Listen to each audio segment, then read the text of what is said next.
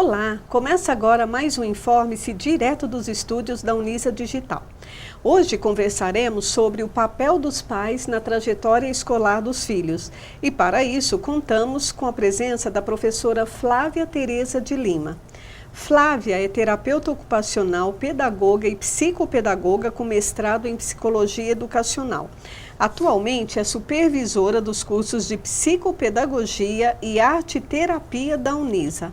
Obrigada pela presença, professora. Eu agradeço a oportunidade, Rosângela. Professora, para começar, quem são os responsáveis pela trajetória escolar na vida das crianças? É ampla a questão, né? Na verdade, não só os pais. Os pais, sem dúvida, são os maiores responsáveis pela criança, né? Mas o Estado também é responsável por oportunizar a educação, a escola na vida das crianças. Agora, os pais, sem dúvida nenhuma, têm um papel fundamental e os professores também, que são os segundos ensinantes das crianças. Os pais são os primeiros e os professores os segundos, né, ensinantes. Certo. E como é feita essa distribuição? De quem é a responsabilidade de um, de outro, inclusive do Estado? Bom, o Estado, ele cumpre o papel, justamente como eu falei, de oportunizar as vagas, né, para essas crianças e a qualidade desse ensino, né, e garantir, mesmo através de leis, que estas crianças têm que estar na escola. Agora, se nós pegarmos a responsabilidade dos pais, né, ela é muito grande. Não só a responsabilidade, mas daí a gente entra na questão, no papel, que é mais do que simplesmente levar a criança na escola, né? Garantir a presença dela na escola. Não, os pais, eles têm um papel muito importante. E esse papel, ele se diferencia de acordo com a idade, de acordo com o ciclo escolar que a criança está frequentando. Então, por exemplo, se nós pegarmos as crianças de ensino infantil, então aquelas crianças menores que vão para a escola desde 3 anos de idade até o ingresso no ensino fundamental, que hoje acontece por volta dos 5, 6 anos. Né? O papel dos pais, além de levar, é acompanhar mais de perto, é ouvir muito essa criança, é participar. Quando o pai pergunta sobre a dinâmica da criança na escola, o que você fez hoje? Ele está valorizando este espaço. Então, desde cedo, ele está mostrando para aquela criança que ir à escola é muito importante. Tanto o pai quanto a mãe. Tanto o pai quanto a mãe, sem dúvida. Infelizmente, acaba ficando mais por conta das mães. Né? Agora, é importante nós conscientizarmos os pais também que naquele pouco espaço que ele tem com a criança, porque geralmente se reclama de falta de tempo, né? Que ele pergunte e que ele escute, porque perguntar também, a criança ficar falando e a pessoa está fazendo outra coisa, também não adianta. Então, que ele interaja com a criança a respeito dessa dinâmica. E qual a importância da parceria escola-família? Fundamental. Então vamos continuar nessa idade infantil, né? Com as crianças menores. A parceria família-escola, ela tem que ser total. Então quando eu escolho, muitas vezes as pessoas perguntam, mas qual é a melhor escola para o meu filho? E eu digo, aquela na qual você confia. Por quê? A criança, ela vai para a escola, a criança pequena, que está em fase de adaptação. É claro que para ela é muito angustiante. É um espaço novo. Ela vai sair de ter atenção, de ter mais tempo com a mãe, né, que é muito gostoso, ela vai ser privada deste tempo com a mãe. Então a criança vai chorar? Ela vai chorar. O importante é a hora que ela olhar para o adulto, para o pai ou para a mãe, ela perceber que eles estão seguros e tranquilos da decisão de deixá-la na escola. Se o adulto está intranquilo, se o adulto está inseguro, a criança olha e naquela pessoa que ela deveria encontrar segurança, ela encontra insegurança e daí sim, daí ela fica mal, né? Agora, a fase de adaptação, é normal que a criança realmente ela pode até ficar um pouco tristonha e daí a mãe já se angustiar e ele não está gostando da escola. Pode não ser isto, né? É a fase de adaptação mesmo. E são dois mundos diferentes, né? Que ela vai estranhar, né? Agora, e ela vai fazer uma chantagenzinha. Básica. Será que se eu chorar, eu volto a ter a minha mãe o dia inteiro para mim?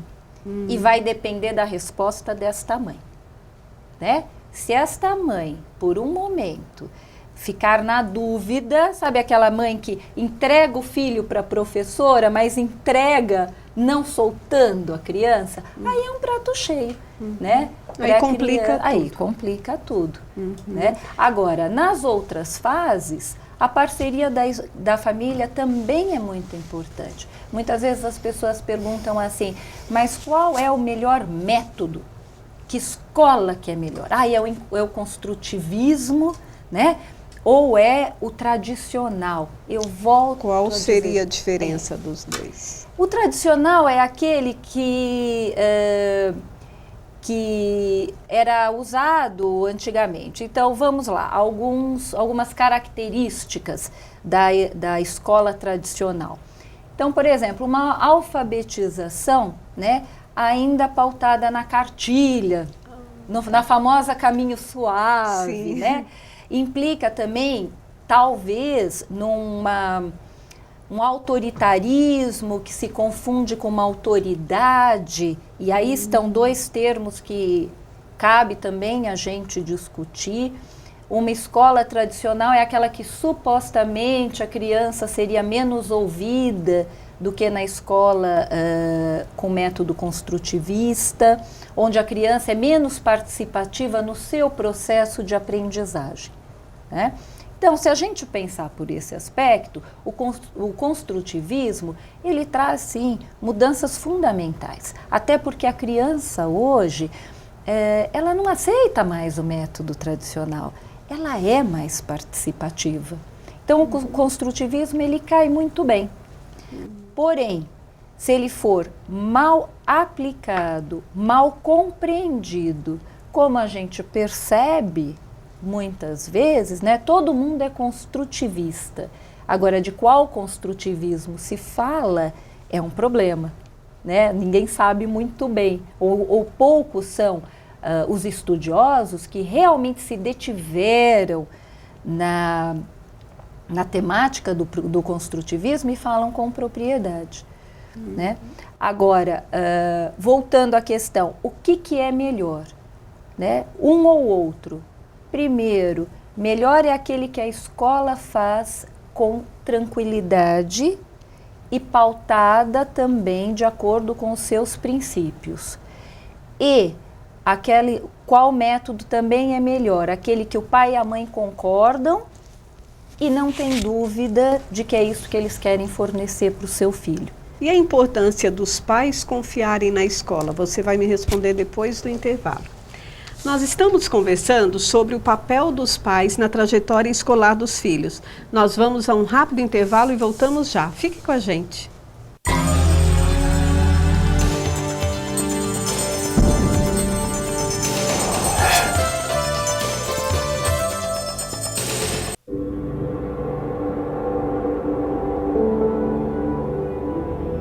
Quando a gente cresce, a gente fica esquisita, né? Um monte de criancinha na rua do meu tamanho, você não faz nada, nem se importa. Ah, já sei. Quando eles crescem, eles matam o coração. Mostre que você se importa. Adote financeiramente uma criança.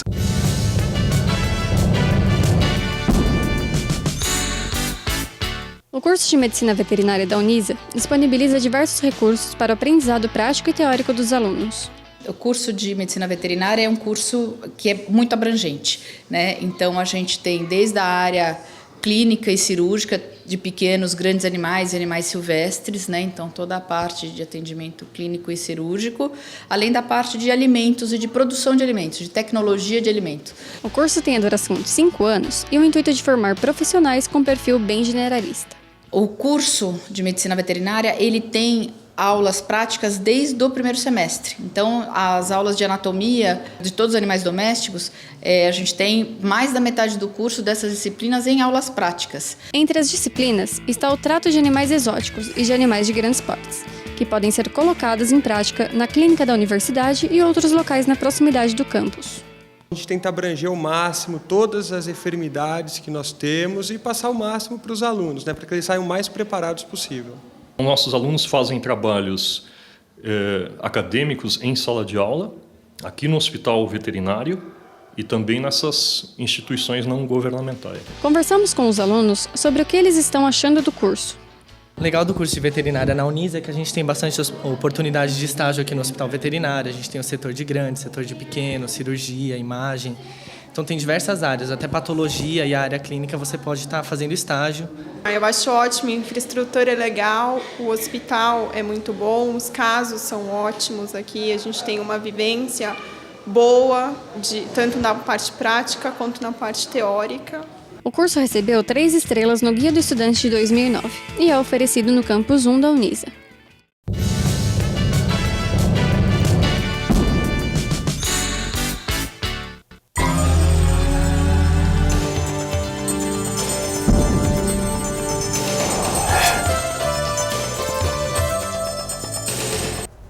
Nós estamos conversando sobre o papel dos pais na trajetória escolar dos filhos com a professora Flávia Tereza de Lima. Professora, antes de entrar no intervalo, eu deixei uma pergunta para você. Você já explicou sobre a importância dos pais confiarem na escola. E como os pais podem reconhecer a importância do papel do professor? Eles não só podem, como devem. Né? Porque a criança, ela indo para a escola, ela tem que olhar para o professor e ver no professor o adulto que vai norteá-la. Assim como em casa ela olha para os pais e vê o pai e a mãe como os adultos que vão norteá-la. Então, como que um pai, ele não só deve, como ele pode. Quando nós falamos que o pai ou a mãe se interessam pela rotina da criança na escola, fazem perguntas, como foi, e dá ouvidos a esta criança, ele já está dizendo para ela, olha, o que você faz na escola é importante. Quando ele apoia uma decisão tomada pelo professor, por exemplo, aquele professor é muito chato, ele me deu nota baixa. Não. O professor não dá a nota, é o aluno quem tira a nota, né? Então, o pai pontuando isto para a criança é muito importante. Se de repente este pai tem dúvida da nota que foi atribuída ao filho, ele deve se dirigir à escola e perguntar para a coordenadora pedagógica, às vezes até mesmo para o professor, olha, professor, qual foi o critério? Eu não entendi. Agora, num primeiro momento, jamais o pai concordar com uma fala da criança que denigra a imagem do professor. Então, aquele professor é muito chato. Calma, peraí, vamos ver se o professor, vamos ver o outro lado. Isto é muito importante. Então, repara, Rosângela, que nós damos para a criança esses limites e estes parâmetros através da fala. Né? Então, quando eu não permito que ela fale mal do professor, eu enquanto mãe, enquanto pai, eu estou colaborando muito para uma boa caminhada dela durante a escola. Tudo isso implica respeito também, né? Respeito e limite. E por falar em limite, qual a necessidade de limites na vida dessas crianças durante a fase escolar? Toda. Né? A importância é total. Eu diria não só na fase escolar, na vida. Né? Então, pais e mães que desde cedo mostram o que é certo, o que é errado e cobram dela consequências de atos, vamos pôr entre aspas, errados que ela pratica, estão ensinando esta criança que a vida não perdoa muito, né? Se eu deixo a criança fazer o que ela quer, né? Em casa, na escola, sempre dou razão para ela, mesmo entendendo que ela esteja errada. A falta de limite aparece aí. Eu passo a mão na cabeça nos erros, né? Com certeza eu não estou educando, né? O que é o educar? Educar é deixar marcas de pertinência nesta criança. E eu vou criar uma polêmica aqui, né? Mas o não educa. Né? Por que uma polêmica? Porque acho que na educação muito se fala de que a criança não deve escutar não. Agora, um não contextualizado, com o olhar do adulto, né? E com a explicação do adulto, ele é muito bom e ele é muito produtivo. E qual a importância das crianças terem hábitos de estudo, criarem uma rotina nesse sentido? Que às vezes eles não querem ter esses hábitos. Eles não querem, e aí também vem o papel dos pais. Porque senão é interessante, né? Exatamente. Primeiro, é fundamental que a criança tenha uma rotina, tanto para a vida escolar quanto para os outros afazeres. Agora, o que nós percebemos hoje em dia, se der tempo, se sobrar um tempinho, ela faz a lição e ela estuda, quando deveria ser o contrário. Voltou da escola, por exemplo, se a criança vai para a escola de manhã, almoçou, dá uma descansadinha, ela faz a tarefa, ela faz os deveres. Depois, sai com a mamãe, sai com o papai, vai para os outros afazeres. Não por exemplo, verdade que basta uma aula bem dada para a criança se apropriar de todo o conteúdo que é necessário. O fazer a lição de casa faz parte do processo de aprendizagem da criança. É importante, é onde ela vai rever aquele conteúdo dado em sala de aula, é onde ela vai perceber se ela tem dúvidas ou não. A hora que o professor está falando, é muito fácil eu entender. Né? Entendeu? Não, entendi. Um pouquinho depois, algumas horas depois, na lição de casa, ela vai ver se ela entendeu mesmo. E é com a lição de casa que surgem as dúvidas. As dúvidas que fazem a criança progredir no seu processo de aprendizagem.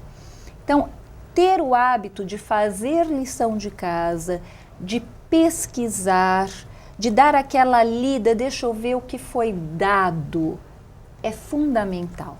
Nós vamos falar um pouquinho mais sobre isso logo depois do intervalo.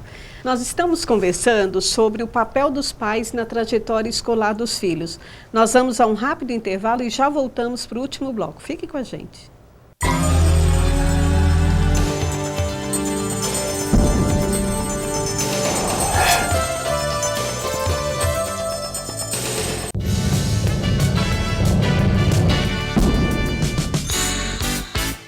O curso de Medicina Veterinária da Unisa disponibiliza diversos recursos para o aprendizado prático e teórico dos alunos.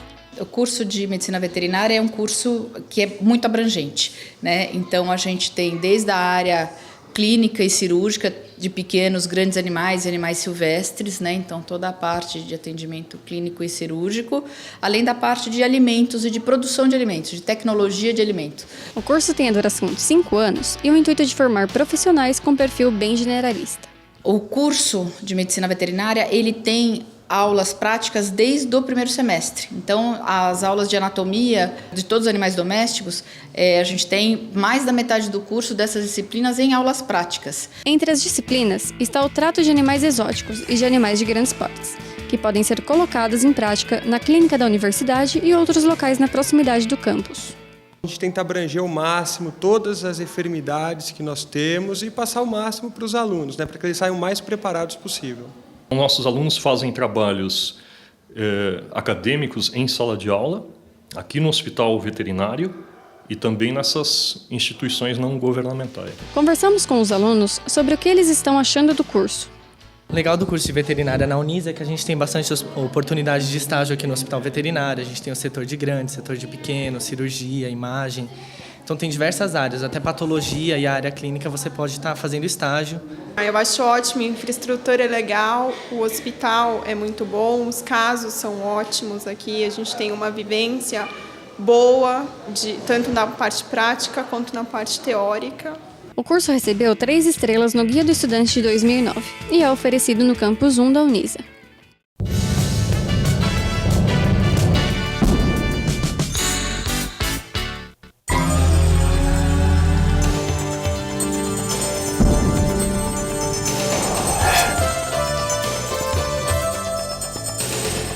Voltamos para o último bloco do nosso tema de hoje, o papel dos pais na trajetória escolar dos filhos.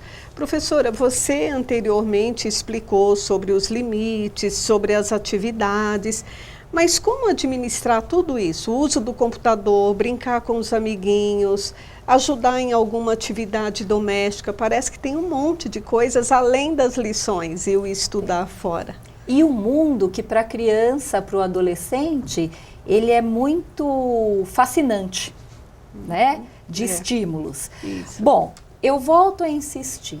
Essa rotina e a importância da escola e da lição de casa, ela tem que ser passada desde muito cedo. Então, são regras que são internalizadas para a criança. Então, claro que não adianta eu deixar a criança, olha, até o final do Fundamental 2, nós estamos falando até o final do quarto ano, do 5º ano atualmente. Não tem problema, né? Vamos levar a escola na brincadeira e a partir do 6º ano eu querer que esta criança tenha uma rotina e que ela se responsabilize pela vida escolar dela. Não é assim, né? Então, a regra tem que ser dada desde cedo.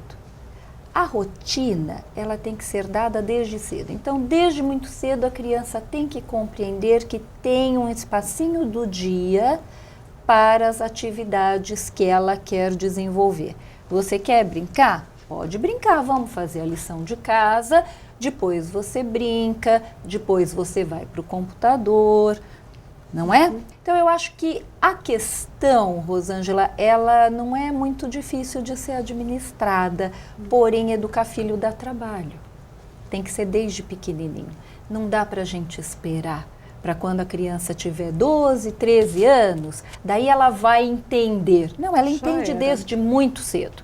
Agora, com 12 anos, fica mais difícil de eu estipular essas regras. Quase impossível. Quase impossível. E quando os filhos não correspondem a tais estímulos? Então, vamos lá, né? A escola está fazendo o papel dela, o pai e a mãe também. Existem casos onde nós temos mesmo, por um próprio traço de personalidade, uma criança bastante rebelde, né? E às vezes esses adultos, apesar de terem aí supostamente trabalhado bem esta criança, terem dado um suporte para ela eles não dão conta. Daí eu acho que é hora de procurar ajuda, né, de um profissional, por exemplo, um psicólogo ou mesmo um psicopedagogo que possa auxiliar. E a gente tem uma outra questão. Às vezes o pai e a mãe, ou mesmo o professor, acham que estão fazendo tudo de acordo e não estão. Né? E essa ajuda vai detectar quem é o culpado, eu diria. Entre aspas, né? Os responsáveis, todos somos. Na trajetória da criança, qualquer adulto que passe pela vida dela tem a sua parcela de responsabilidade. O profissional de uma outra área, olhando de fora, ele enxerga coisas que nós que estamos ali enquanto pais, ou mesmo enquanto professores, a rotina de sala de aula ela é desgastante para o professor, a gente pode não estar se dando conta, a gente pode não estar enxergando uma questão muito simples, que esse profissional de fora pode auxiliar. E existe algo assim em comum para que contribua para que o filho vá mal na escola? Vários fatores. Eu acho que um pouco de tudo isso que nós falamos hoje A desvalorização da escola pelos pais, a desvalorização da figura do professor, não é? A falta de limite, né? Esse eu acho que é o mais grave. É o mais grave. A falta de rotina, e tem também alguns casos onde a criança tem realmente uma dificuldade de aprendizagem. Por exemplo, uma dislexia, um déficit de atenção que realmente prejudique a criança na aquisição do conhecimento. E pode, né, parecer preguiça, né? Sem quando dúvida. não identificado. Sem dúvida. Quando a criança tem uma dificuldade na escola e não há olhos para esta situação dela, o olhar do adulto, onde não tem um adulto que pare e pense, não, peraí, tem alguma coisa que não está caminhando bem, a criança, ela se sente burra, né? Ela fala assim, nossa, mas será que eu sou burro? E muitas vezes, para disfarçar isto, ela assume um papel de desinteressado, descompromissado, indisciplinado, porque é muito melhor, na cabecinha dela, inconscientemente, eu ser assim do que eu ser um burro. Né? Então é uma arma, uma autodefesa. É uma autodefesa. É uma autodefesa. E daí a gente volta na pergunta inicial, né? Olha a importância do olhar do adulto.